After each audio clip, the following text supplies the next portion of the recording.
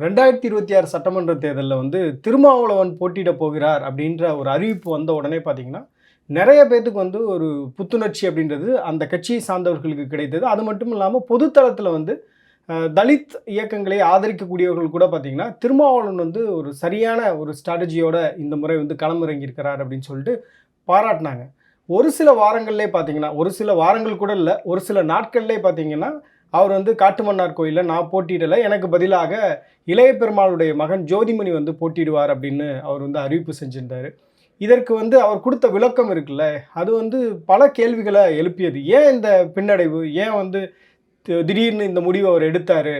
திமுக வந்து அழுத்தம் குடுத்து தான் இந்த முடிவு எடுக்க வச்சதா? அப்படின்னு பல கேள்விகள் அவர் நோக்கி இருந்தது.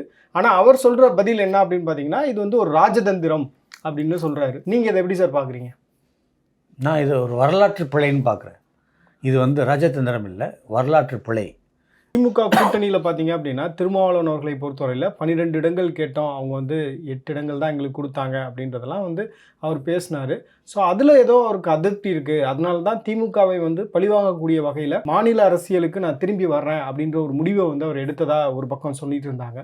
ஆனா திருமாவளவனை பொறுத்தவரையில அவருடைய முடிவு வந்து ராஜதந்திரம் அப்படின்னு சொல்றாரு.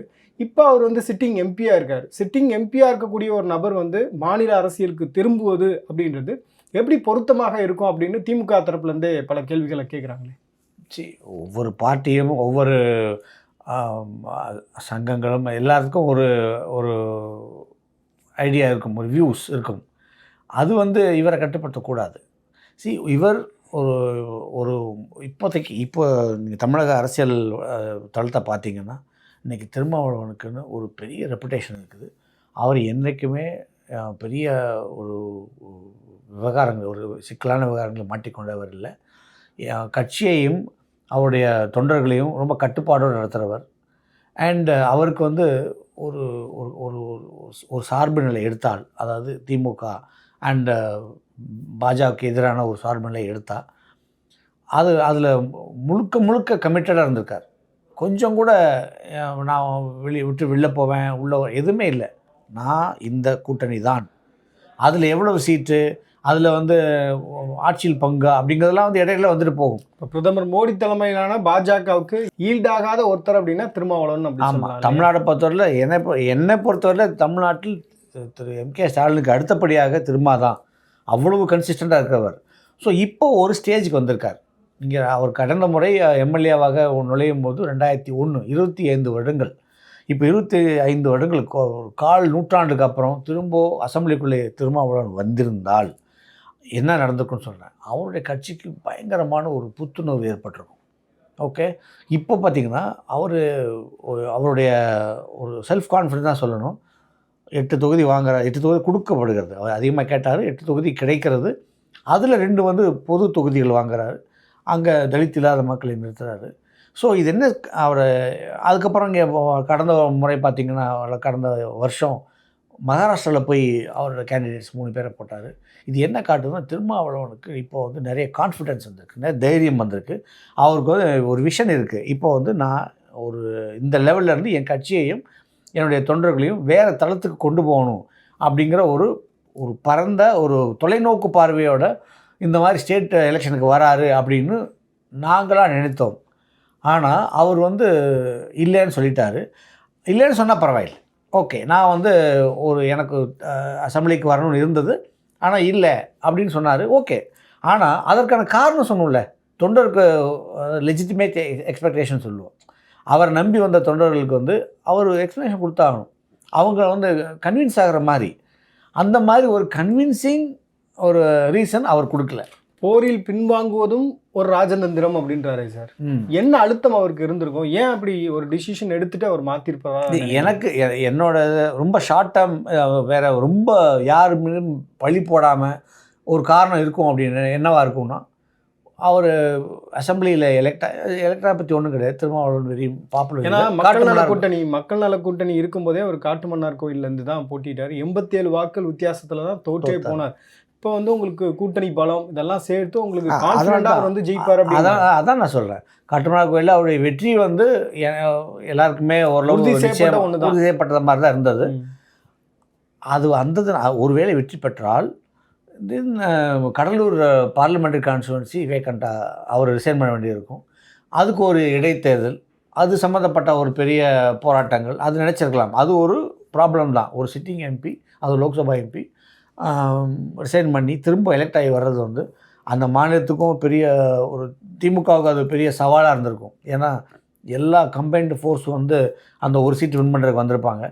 ஸோ அவர் சொல்லியிருக்கலாம், திமுகவும் இவரும் பேசும்போது சொல்லியிருக்கலாம், இது ஒரு பெரிய சிக்கலை ஏற்படுத்தும். அவங்களுக்கு ஒரு அது ப்ரெஸ்டீஜ் மட்டும் கிடையாது, அடுத்த எலெக்ஷனுக்கு முன்னோட்டமாக ஒரு விஷயமா அமைஞ்சிடக்கூடாது. இல்லை, இப்போ ஒரு ஸ்ட்ராங் கிரிட்டிசிசம் என்ன அப்படின்னா, திமுகவுடைய பிரச்சனையை திமுக பார்த்துக்கும், ஏன் திருமாவளவன் போய் அங்கே வந்து திமுகவை பாதுகாக்கணும்? திருமாவளவனை பொறுத்தவரையில் அவருடைய கட்சியான சொந்த கட்சியான விசிகா வந்து வளரணும், அந்த கட்சிக்கு எந்த பாதிப்பும் வந்துடக்கூடாதுன்றது தானே அவருடைய நோக்கமாக இருக்கணும். அதான் ரொம்ப வந்து திமுகவுக்கு ஒரு சாதகமான ஒரு நிலையிலேயே செயல்படுறாரு அப்படின்னு சொல்கிறாங்க.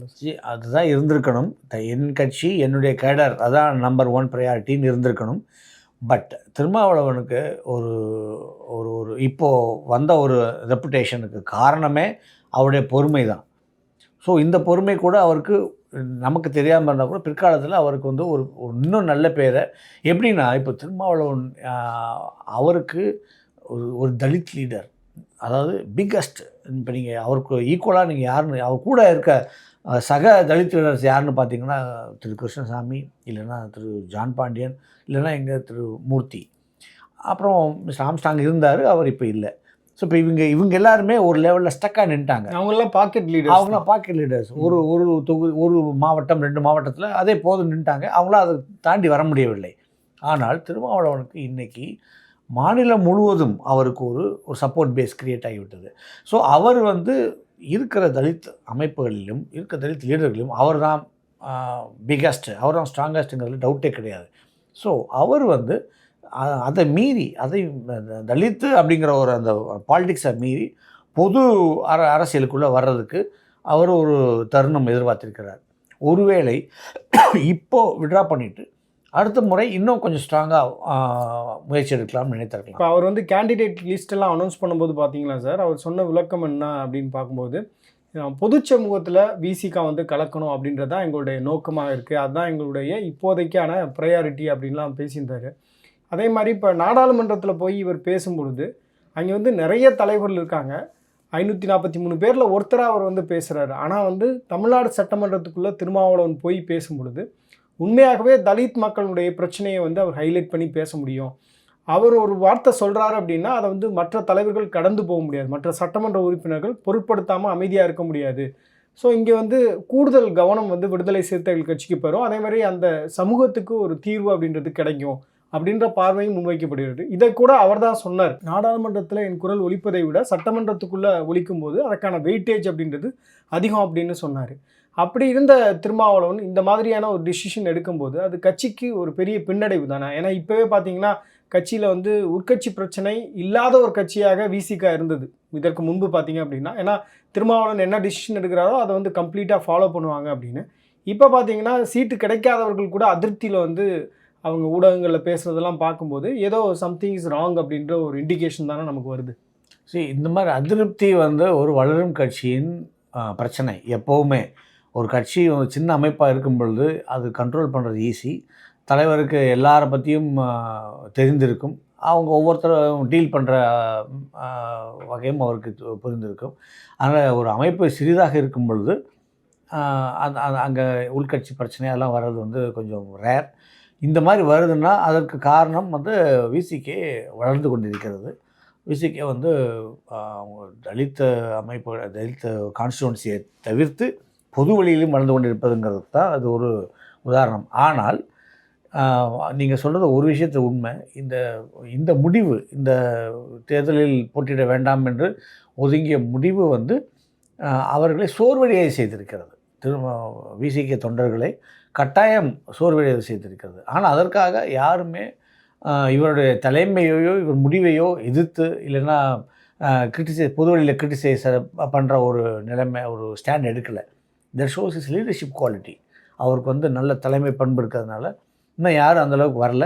பட் அது வராதுங்கிறதுக்கு ஒரு கேரண்டி கிடையாது. எந்த கட்சியிலையும் வரத்தான் செய்யும். அதை அவர் எப்படி ஹேண்டில் பண்ணுவாங்கிறது அவரை பொறுத்தது. சார் இப்போ நார்த்தன் பெல்ட்டில் பார்த்தீங்க அப்படின்னா தோராயமாக ஒரு 54லேருந்து 56 கான்ஸ்டிடியூன்சிஸ் வந்து உங்களுக்கு விசிகாவுடைய பலம் அந்த பகுதியில் இருக்குது. குறிப்பாக பட்டியலின சமூகத்தினுடைய வாக்குகள் அந்த பக்கம் அதிகமாக இருக்குன்னு சொல்கிறாங்க. ஸோ இப்போ திருமாவளவன் வந்து இந்த தேர்தலேருந்து அவர் போட்டியிடாமல் பின்வாங்குவது அது விஜய் மாதிரியான புது நபருக்கு ஒரு சாதகத்தை ஏற்படுத்தாதா? ஏன்னா இப்போ ஒரு சர்வே பண்ணுறவங்கள்ட்ட நம்ம பேசும்போது பட்டியலின சமூகத்தை சேர்ந்த வாக்காளர்கள் நிறைய பேர் வந்து விஜய்க்கும் வாக்களிக்கிறாங்க, இந்த அப்படி தான் இருக்குது பேட்டர்னு விசாரிக்கும் போது அந்த மாதிரியான தகவல்லாம் சொல்கிறாங்க அப்படின்னு சொல்லும்போது, இப்போ திருமாவளவனே அழுத்தம் கொடுத்து இந்த மாதிரி தேர்தலில் போட்டியிட விடாமல் செஞ்சுட்டாங்க அப்படின்ற அந்த நெரேட்டிவ் வந்து விசிகாவுக்கு பின்னடைவு இல்லையா? இப்போது விஜய் நீங்கள் சொல்கிறதுனால நான் சொல்கிறேன். விஜய் ஆரம்பத்தில் கூட்டணின்னு பேசிகிட்டு இருக்கும்போது அவர் சொன்னார், நான் பாம்பு போடுறேன், கூட்டணி சேர்ப்பேன், அவங்க ஆட்சியில் பங்கு கொடுப்பேன்னு. அவர் மனசில் 2 கட்சி இருந்தது. ஒன்று விசிகா, இன்னொன்று வந்து காங்கிரஸ். அவர் நினச்சார் அந்த 2 பேர் நம்ம கூட வருவாங்க, வந்தாங்கன்னா பெரிய அளவில் நம்ம சக்ஸஸ் ஆகிறாங்க. ஸோ அந்தளவு ஒரு முக்கியமான ஒரு ஒரு ஒரு பொலிட்டிக்கல் ஃபோர்ஸாக இருக்கிறாரு திருமா. அந்த அந்த நம்ம பெயிட் சொல்லுவோம், அந்த அந்த அந்த ஒரு சின்ன ஒரு ட்ராப்பில் விழலை, அந்த ஒரு வலையில் விழலை. காரணம், அவருக்கு நீங்கள் சொன்ன விஷயம் புரிஞ்சிருக்கு. என்னென்னா, அவருடைய கட்சிக்காரர்கள் இளைஞர்கள் அவருடைய புதிதாக மெம்பராகிற அவங்களுக்கு மத்தியில் விஜய்க்கு ஒரு குட்வில் டெவலப் ஆக வாய்ப்பு இருக்குது. நான் விஜய் கூட போனால் அவருடைய ஓட் பேஸ் வந்து, அவருடைய கேடர் பேஸ் வந்து ஒரு எரோட் ஆகிறதுக்கு, குறையிறதுக்கான வாய்ப்பு இருக்குதுன்னு புரிஞ்சு தான் திருமாவளவன் வந்து அதை எடுத்துக்கவே இல்லை. விஜய் கூட போகிறத பற்றி அவர் கன்சிடரே பண்ணாத காரணம் அது. இப்போ ஒருவேளை வந்து திருமாவர்கள் சட்டமன்றத்துக்குள்ளே போயிருந்தால் என்னெல்லாம் நடந்திருக்கும் சார்? சட்டமன்றத்துக்குள் திருமாவளவன் போயிருந்தால் தமிழகம் ஒரு முதிர்ந்த வெறும் ஜாதி இதுக்குள்ளே அடங்கி விடாத ஒரு நல்ல தமிழ் பற்றுள்ள, தமிழ் இனப்பற்றுள்ள, ஒரு நல்ல வெல் ரெட், நல்ல நன்கு படித்த, விஷயம் தெரிந்த ஒரு நம்ம சமகால ஒரு தலைவரை பார்த்துருக்கும். என்னுடைய அசஸ்மெண்ட் தான். திருமாவளவன் தான் எவ்வாறு ஒரு கொள்கை பிடிப்புள்ள, ஒரு நல்ல தலைமை பண்புள்ள, ஒரு பொறுமைசாலி, வார்த்தைகளை கையாளும் ஒரு ஒரு பெரிய வித்தை தெரிந்தவர். அது மட்டும் இல்லாமல் எல்லா கட்சிகளுமே இன்றைக்கி எல்லா கட்சியிலையுமே ஒரு வாண்டட் பர்சன். கட்சி பாகுபாடின்றி அனைவருமே அணுக முயன்ற, அவரை கூட்டாளியாக வைத்துக்கொள்ள முயன்ற ஒரு தலைவர் திருமாவளவன் வந்திருக்கும். அதுக்கு அவருடைய சட்டமன்ற ஒரு செயல்பாடு ஒரு ப்ரூஃபாக இருந்திருக்கும். பார்த்திங்களா? இதனால தான் இவருக்கு வந்து இவ்வளோ டிமாண்டு. விஜய் எதிர்பார்த்தார், பிஜேபி எதிர்பார்த்துச்சு, ஏடிஎம்கே எதிர்பார்த்துச்சு, டிஎம்கே எப்படியாவது வச்சுக்கணும்னு நினச்சிச்சு. ஸோ எல்லாருக்கும் இவர் தனிப்பட்ட முறையில் இந்த கட்சியை வளர்த்து திமுக அதிமுகவை விட அதிகமாக ஓட்டு வாங்கி அப்படி நான் சொல்ல வரல. பட் எவ்வளோ பெரிய ஒரு வேல்யூபிள் அலை, ஒரு ரொம்ப ஒரு மதிப்புமிக்க தோழமை கட்சியாக அவர் இருந்திருப்பார். இப்போ இங்கே இருக்கக்கூடிய பட்டியலின சமூக தலைவர்கள்லே வந்து திருமாவளவன் தான் ஒரு நல்ல கம்யூனிகேட்டர் இல்லையா சார்? ஆமாம், நல்ல படித்தவர். அவருடைய அந்த இது இருக்குல்ல, ஆரேஷன், அவருடைய அந்த பேச்சு திறமை வந்து அவருடைய எண்ணங்களை ரொம்ப கிளியராக எல்லோரும் கம்யூனிகேட் பண்ணுவார். அண்ட் எதுலேயுமே நீங்கள் பார்த்தீங்கன்னா குளறுபடியே இருக்காது.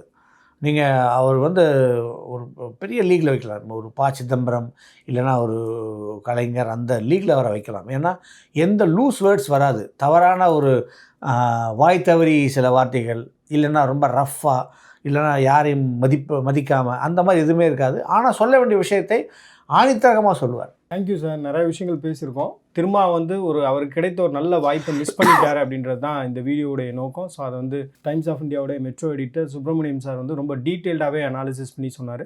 தேங்க்யூ.